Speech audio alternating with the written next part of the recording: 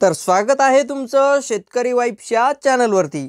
तर 25 ऑक्टोबर रोजी पाऊस हा राज्यामध्ये खूप मोठ्या प्रमाणात सक्रिय झालेला आहे।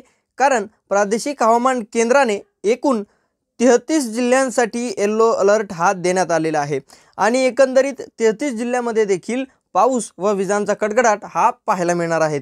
तर हे 33 जिल्हे नेमके कोणते आहेत व उर्वरित जिल्ह्यात देखील वातावरण कसं असेल, पाऊस कसा असेल याविषयीची माहिती आपण पाहणार आहोत। कारण ही माहिती प्रादेशिक हवामान केंद्राने नवीन पद्धतीने अपडेट केलेली आहे। त्यामुळे हा व्हिडिओ शेवटपर्यंत नक्की पहा आणि माहिती आवडल्यास आपल्या चॅनलला सबस्क्राइब करून या व्हिडिओला एक लाईक नक्की करा। तर तुम्ही पाहू शकता हा आहे तो नकाशा की ज्यावरती प्रादेशिक हवामान केंद्राने 25 ऑक्टोबर 2025 रोजीचं हवामान अंदाज कसा असेल याविषयीची माहिती यावरती अपडेट केलेली आहे आणि तीच माहिती आता आपण येथे सविस्तरपणे जाणून घेऊया। त्यामध्ये सुरुवातीला तुम्ही महाराष्ट्राचा हा भाग पाहू शकता की ज्यामध्ये असणार गडचिरोली, त्यानंतर असणार चंद्रपूर, त्यानंतर भंडारदरा, गोंदिया, नागपूर, वर्धा, यवतमाळ, अमरावती, अकोले, वाशिम, त्यानंतर परभणी, लातूर, बीड, जालना, त्यानंतर बुलढाणा, जळगाव, धुळे, नंदुरबार, नाशिकचा संपूर्ण भाग, त्यानंतर छत्रपती संभाजीनगर, त्यानंतर अहिल्यानगर असेल, पुणे असेल आणि पुण्याचा वरचा देखील भाग असेल। हे सर्वच जिल्हे तुम्ही पाहू शकता। हे सर्व जिल्हे यामध्ये येलो अलर्ट हा प्रादेशिक हवामान केंद्राकडून या जिल्ह्यांसाठी देण्यात आलेला आहे।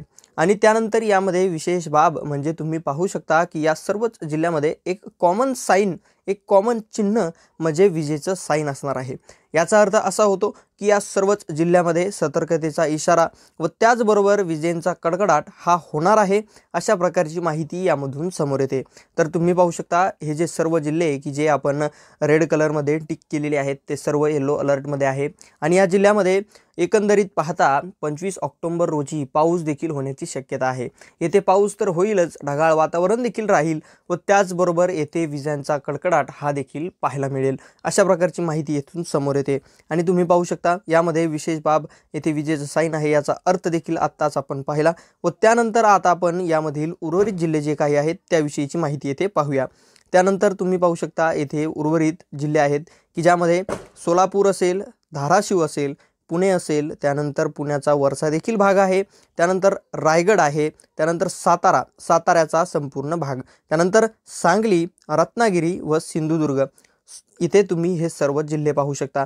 हे जे जिल्हे आहेत हे देखील येलो अलर्टमध्ये प्रादेशिक हवामान केंद्राकडून हायलाइट करण्यात आलेले आहेत आणि त्यानंतर येथे देखील कॉमनली म्हणजेच विजेचं साइन हे देखील दाखवण्यात आलेलं आहे। याचा अर्थ असा आहे की या देखील जिल्ह्यामध्ये पाऊस हा सक्रिय आहे, पाऊस देखील इथे होणार आहे, सतर्कतेचा इशारा हा देण्यात आलेला आहे आणि येथे विजेंचा कडकडाट देखील 25 ऑक्टोबर रोजी पाहायला मिळणार आहे अशा प्रकारची माहिती येथे आहे। आणि या सर्वच जिल्ह्यामध्ये ढगाळ वातावरण हे देखील दिवसभर पाहायला मिळेल।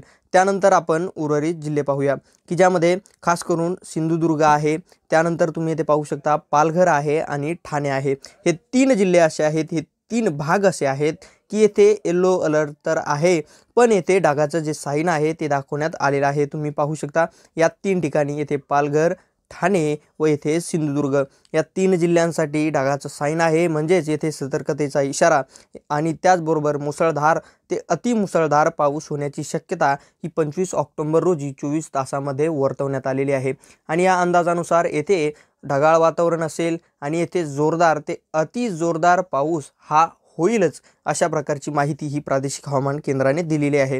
कारण या सर्व जिल्ह्यासाठी हे जे 3 जिल्हे आहेत या 3 जिल्ह्यासाठी येलो अलर्ट आहे, सतर्कतेचा इशारा आहे, पण इथे विजेचं साइन नाही तर ढगाचं साइन आहे म्हणजे जिथे विजांचा कडकडाट तर नाहीत, पाऊस थोडा नाही ते अतिमुसळधार ते मुसळधार म्हणजे जोरदार ते अति जोरदार पाऊस हा या 3 ठिकाणी पाहायला मिळेल अशा प्रकारची माहिती ही या नकाशावरून प्रादेशिक हवामान केंद्राने दिलेली आहे।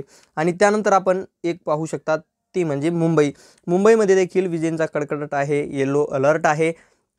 त्याचा अर्थ असा आहे की मुंबईमध्ये देखील 25 ऑक्टोबर रोजी पाऊस हा सक्रियच असेल आणि तेथे देखील विजेंचा कडकडाट हा पाहायला मिळेल।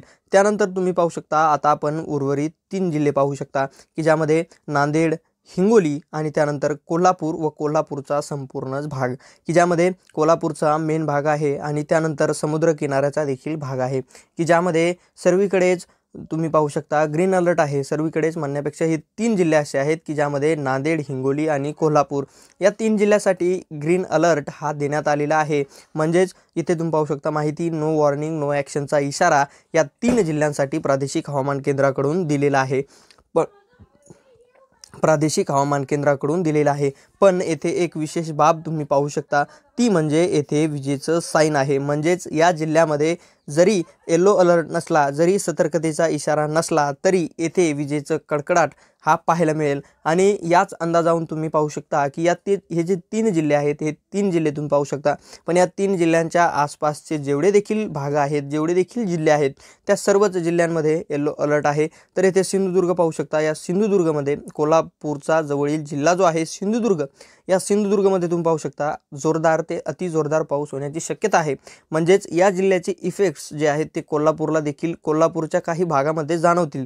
जसं की तुम्ही येथे पाहू शकता, मी झूम करून तुम्हाला दाखवतो, तुम्ही येथे पाहू शकता हा कोल्हापूरचा भाग आहे। यामध्ये हा जो कोल्हापूर आणि सिंधुदुर्गची बाउंड्री आहे व त्याचबरोबर रत्नागिरीची बाउंड्री असेल, सांगलीची बाउंड्री असेल आणि त्यापासून येणारा कोल्हापूरचा भाग असेल। जसं की सांगलीमध्ये येलो अलर्ट आहे, त्याचबरोबर सिंधुदुर्गमध्ये देखील येलो अलर्ट आहे, पण येथे जोरदार ते अति जोरदार पाऊस होण्याचे संकेत आहेत, इशारा आहे। त्याचबरोबर जसं सिंधुदुर्गमध्ये जोरदार ते अति जोरदार पाऊस होण्याची शक्यता आहे, पण जर वाऱ्याचा वेग बदलला किंवा वाऱ्याची दिशा बदलली तर हाच जोरदार पाऊस हा कोल्हापूरच्या काही भागामध्ये म्हणजेच कोल्हापूर आणि सिंधुदुर्गच्या बाउंड्रीवर असणारे काही गावं असतील किंवा तालुके असतील त्या तालुक्यामध्ये देखील जोरदार ते अति जोरदार पाऊस हा जाणवू शकतो। अशा प्रकारचा आपला एक अंदाज आहे। आणि त्यानंतर सांगली असेल तर सांगलीची जी बॉर्डर आहे, कोल्हापूरची जी बॉर्डर आहे, यामधील देखील काही कोल्हापूर आणि सांगलीच्या जवळजवळचे काही बाउंड्रीवरले देखील भाग आहेत, तेथे देखील जे सांगलीत वातावरण असेल ते देखील वातावरण कोल्हापूरच्या त्या भागामध्ये जाणवून येऊ शकतं। कारण ही बाउंड्री आहे आणि यामधील जर वाऱ्याचा वेग, वाऱ्याची दिशा ही जर बदलली तर वातावरण देखील बदलायला वेळ लागत नाही, त्यामुळे असा देखील एक अंदाज होऊ शकतो। आणि त्यानंतर येथे आहे हिंगोली व नांदेड, येथील देखील तुम्ही जवळचे जिल्हे पाहू शकता। हे जे जिल्हे आहेत या जिल्ह्यांसाठी देखील येलो अलर्ट आहे, सतर्कतेचा इशारा आहे आणि येथे देखील विजेंचा कडकडाट आहे। त्याचबरोबर जसं की आपण आत्ता कोल्हापूरचा अंदाज पाहिला तसं देखील येथे देखील होऊ शकतं। जसं की परभणी, लातूर, वाशिम, त्यानंतर यवतमाळ या जिल्ह्यासाठी येलो अलर्ट आहे, इथे विजेचा कडकडाट होणार आहे, सतर्कतेचा इशारा आहे। या भागामध्ये देखील पाऊस खूप मोठ्या प्रमाणात पाहायला मिळेल।